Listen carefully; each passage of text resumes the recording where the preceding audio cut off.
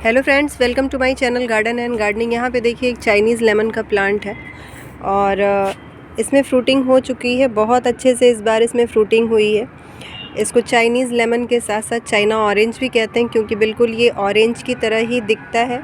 Size छोटा होता है इनका, लेकिन देखने में बिल्कुल ऑरेंज की तरह ही दिखता है। और जब बहुत ज़्यादा ये पक जाते हैं तो इस तरह से देखिए अपने आप ही ये गिर रहे हैं, तो इनको अब हार्वेस्ट कर लेना है। बहुत ही सुंदर प्लांट होता है ये। और देखिए गार्डन में अगर हम कहीं भी इसको रख देते हैं और इस तरह से जब इस पर फ्रूटिंग हो जाती है और पूरे फ्रूट्स इसके पक जाते हैं तो पूरा प्लांट कुछ हमारा इस तरह से दिखता है, जो काफ़ी सुंदर दिखाई देता है। अभी मेरे प्लांट की हाइट बहुत ज़्यादा नहीं है। इसको गार्डन में ऐड किए हुए 2 साल हुए, लेकिन जब से मैं इसको ले आई हूँ तब से इसमें फ्रूटिंग स्टार्ट हो गई है।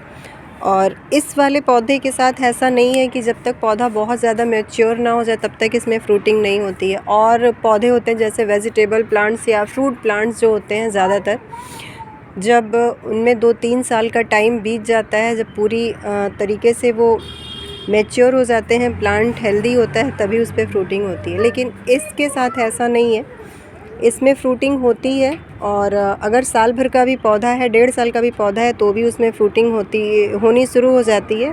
फ्रूट्स कम आते हैं लेकिन होती ज़रूर है। तो यहाँ पे देखिए ये पौधा अब पूरी तरीके से भर चुका है और देखने में ये ऑरेंज की तरह है, लेकिन बहुत ज़्यादा ये खट्टा होता है। जिस तरह से नींबू होता है, नींबू की जगह पे हम इसका यूज़ कर सकते हैं। ज़्यादातर यूज़ इस प्लांट का ऑर्नामेंटल प्लांट की तरह ही होता है। सजावट के लिए लोग अपने बागीचे में इसको ले आते हैं और बहुत जगह पे इसका यूज़ खाने में भी होता है।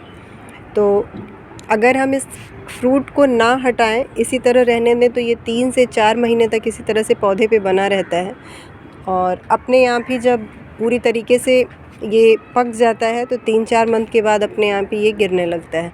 लेकिन अगर आपको खाने में इसे यूज़ में ले आना है तो आप इस समय इसकी हार्वेस्टिंग कर सकते हैं और जो कुछ भी बनाना चाहें इससे बना सकते हैं। तो अब अगर हम इसके केयर की बात करते हैं तो बहुत ही इजी टू ग्रो प्लांट है। कोई बहुत ज़्यादा केयर की डिमांड नहीं करता है ये, और आपके गार्डन में आसानी से चलता रहता है। आपको इसे अपने गार्डन में लाके लगाना है और इस समय ये नर्सरी में काफ़ी दिख रहा है। इसका पौधा 100 रुपये से 150 रुपये तक मिल जाता है। और अगर और महंगा पौधा होता है तो फिर पौधे की साइज़ और हाइट वगैरह देख के उस हिसाब से वो पौधा देते हैं कि पौधा कितना बड़ा है। और अगर छोटा पौधा लेते हैं तो 100 से 150 रुपये तक ये पौधा आसानी से मिल जाता है। और इस समय नर्सरी में ये पौधे काफ़ी दिख रहे हैं। अगर मिट्टी की बात करें कि किस मिट्टी में हमें इसे लगाना है, तो सभी प्लांट की मिट्टी, जो भी परमानेंट प्लांट होते हैं, मैं सबके लिए बताती हूँ कि मिट्टी इस तरह का आप तैयार करिए कि उसमें पानी ना रुके। मतलब कि चिकनी मिट्टी का यूज़ हमें अपने गार्डन में नहीं करना होता है। मिट्टी ऐसी बनाइए भुरभुरी हो और नमी रहे, पानी दे, पूरी जड़ों को पानी मिल जाए, उसके बाद पानी पूरा जो है हमारा ड्रेन आउट हो जाए, उसी तरह की मिट्टी हमें तैयार करनी होती है। और बहुत जल्दी रिपोर्टिंग भी नहीं मांगता है ये। अगर इस पॉट में मैंने देखिए इसको लगाया है तो अभी मुझे इसे तुरंत रिपोर्ट करने की ज़रूरत नहीं। इसमें आराम से ये पौधा 3 साल चलता रहता है। और अभी भी इस पॉट में इतनी जगह मैंने छोड़ रखी है कि कंपोस्ट वगैरह मैं दूं तो आसानी से दे पाऊँ, मिट्टी बाहर ना आए पानी के साथ। तो एक पॉट में लगाने के बाद ये 3 साल के लगभग आराम से चलता है। फर्टिलाइज़र साल में बस वही 2 बार, जैसे हम और पौधों को देते हैं, इनको भी देना होता है। बहुत ज़्यादा फर्टिलाइज़र नहीं मांगता है। एक चीज़ का ध्यान देना होता है कि अभी जैसे ये इसमें फ्रूटिंग हो चुकी है और पूरे फ्रूट्स जो हैं इसके पक चुके हैं और इसमें कुछ और फ्रूट आ रहे हैं। जैसे ये देखिए, ये थोड़ा सा अभी फ्रूट जो है अभी इसको और बढ़ना है, ये छोटा है अभी, और बाकी अभी इसमें और फ्रूटिंग हो रही है। तो इस पौधे में रुक के पूरे साल फ्लावरिंग होती रहती है। अब बहुत ज़्यादा सर्दी पड़ने लगी है तो फ्लावर आने बंद हो गए हैं, लेकिन जो अभी ये छोटे इसमें लगे हुए हैं फ्रूट, इनको अभी बड़ा होना है, तो इसके लिए हमें क्या करना है, इसकी हम हार्वेस्टिंग कर सकते हैं। अगर इसको हम नहीं हटाएंगे पौधे से तो ये इस जो फ्रूट इसमें लगे हुए हैं ये बहुत अच्छे तरीके से बढ़ेंगे नहीं, बहुत स्लो ग्रोथ होगी इनकी। तो इन्हें हमें पौधे से हटा लेना है और इनको छोड़ देना है जिससे इनकी ग्रोथ हो सके और ये अच्छे से बढ़ सके। तो जब हम इसका फ्रूट हटाएंगे, अभी इस मंथ में हम हटा रहे हैं, अगर ना हटाएं तो अभी इसमें कंपोस्ट देने की बहुत ज़्यादा कोई ज़रूरत नहीं है। लेकिन जब मैं इसको अभी हटा लूँगी तो इसमें थोड़ा सा और कंपोस्ट वगैरह देना है हमें, जिससे जो इस पर फ्रूट्स लगे हुए हैं वो अच्छे से बढ़ जाएँ और पक जाएँ। अगर हम नहीं देते हैं तो भी ये फ्रूट में इतने अच्छे से ये फ्रूट बढ़ेंगे नहीं, क्योंकि मौसम अब चेंज हो रहा है। और अभी जो हम फर्टिलाइज़र दे रहे हैं उस फर्टिलाइज़र का जो है हमको बेनिफिट मिलेगा फरवरी में। फरवरी के टाइम में सिर्फ हल्की हल्की हम इसमें प्रूनिंग कर देंगे तो नए फ्रूट्स और इसमें फ्लावर आने फिर से शुरू हो जाएंगे। यहाँ पे देखिए जितने भी लगे हुए हैं इन सभी को मैं तोड़ ले रही हूँ इस तरह से, और जब ये बहुत पक जाते हैं इस तरह से तो आसानी से ये टूट भी जाते हैं। सबको मैं निकाल ले रही हूँ।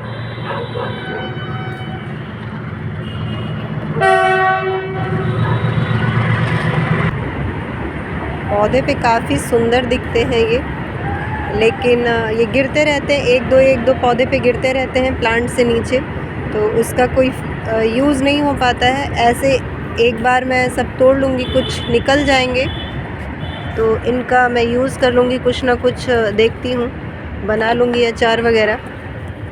और इसको अपने गार्डन में ज़रूर लगाना चाहिए, बहुत ही इजी तरीके से ये पौधा लग जाता है।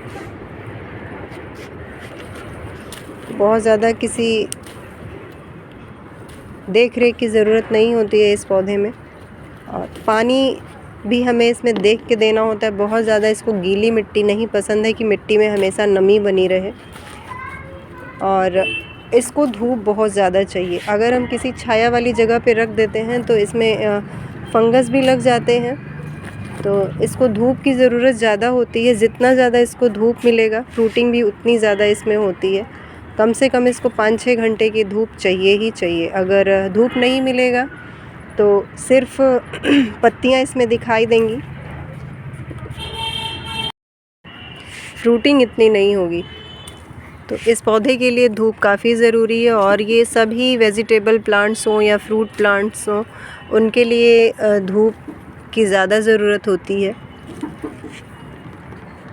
अगर हमारा पौधा धूप में रहता है तो वो काफ़ी स्वस्थ भी रहता है, और आधी प्रॉब्लम तो उसकी ऐसे ही ख़त्म हो जाती है। धूप में ही किसी तरह के कीड़े वगैरह नहीं लगते हैं, पौधे हमारे अच्छे से ग्रो होते हैं, तो धूप की ज़रूरत होती है। अब देखिए इतना मैंने इनको तोड़ लिया है, जितना भी लगे हुए थे, ये जो थोड़े से अभी कम पके हुए हैं उनको मैं छोड़ दूँगी। और ये देखिए इतना मिला है मुझे लेमन। अब इनका जो है यूज़ मैं अचार बनाने के लिए ही करूँगी, बाकी ऐसे तो ये खाए नहीं जाएंगे, बहुत ही ज़्यादा खट्टे होते हैं। और अभी भी देखिए काफ़ी फ्रूट्स लगे हुए हैं इन पे, तो इनको मैं ऐसे ही छोड़ दूँगी। पौधे में भी ये काफ़ी सुंदर दिख रहे हैं। ये देखिए अभी भी इतना लगा हुआ है, और ये भी जल्दी ही पक जाएगा, थोड़े और बड़े हो जाएंगे तो इस तरह से। तो इतनी हार्वेस्टिंग हुई है इसकी, हार्वेस्ट इतना किया है मैंने।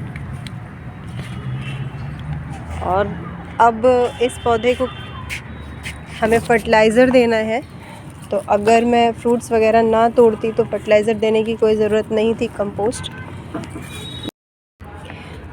वैसे भी हमको गुड़ाई करते रहना चाहिए, 2 महीने में एक बार तो गुड़ाई कर ही देना चाहिए। इससे मिट्टी ऊपर नीचे हो जाती है, जड़ों को भी हवा मिलने लगती है, तो जड़ों में किसी तरह के कीड़े मकोड़े नहीं लगते। और ये देखिए इनकी जड़ें ऊपर आ चुकी हैं इस तरह से, लेकिन ज़्यादा मैं छेड़छाड़ नहीं करूँगी अभी, क्योंकि अब बहुत ज़्यादा ठंड पड़ने वाली है।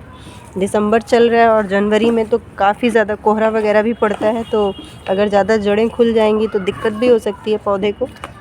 तो बस इतनी गुड़ाई करके और इस तरह से देखिए ये कंपोस्ट में डालने जा रही हूँ। और इसमें देखिए ये बिल्कुल सड़ी हुई गोबर की खाद है, करीबन ये 3 से 4 मुट्ठी है। और ये है नीम की खली और ये है सरसों की खली। इन्हीं तीनों को मिला के मैं अच्छे से दे दूँगी पौधे में। और पॉट मेरा लगभग 10 इंच का है,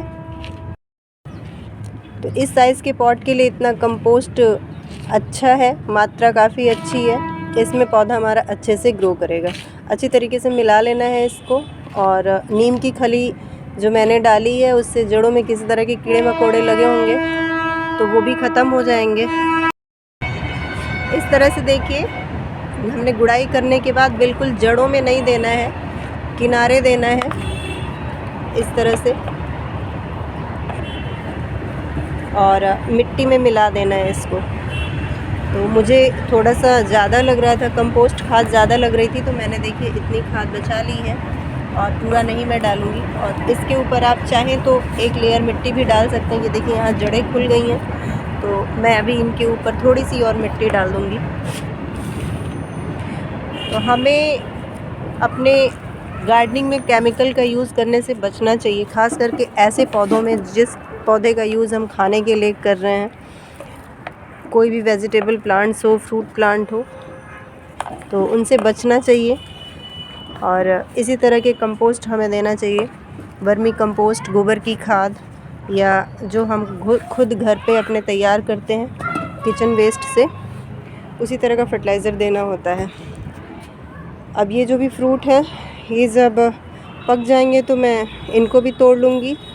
ऐसे बहुत ज़्यादा कुछ देख रेख नहीं मांगता है ये पौधा और काफ़ी सुंदर दिखता है। अगर हम इसका खाने में यूज़ करना चाहें तो भी कर सकते हैं, सजावटी प्लांट के रूप में रखना चाहें तो भी रख सकते हैं। तो काफ़ी सुंदर होता है ये पौधा, तो आप इसको अपने गार्डन में लगा सकते हैं। और ये छोटी सी जानकारी अगर आपको अच्छी लगी हो तो वीडियो को लाइक और शेयर करिए, और मेरे चैनल पर नए हैं तो चैनल को सब्सक्राइब भी कर लीजिए।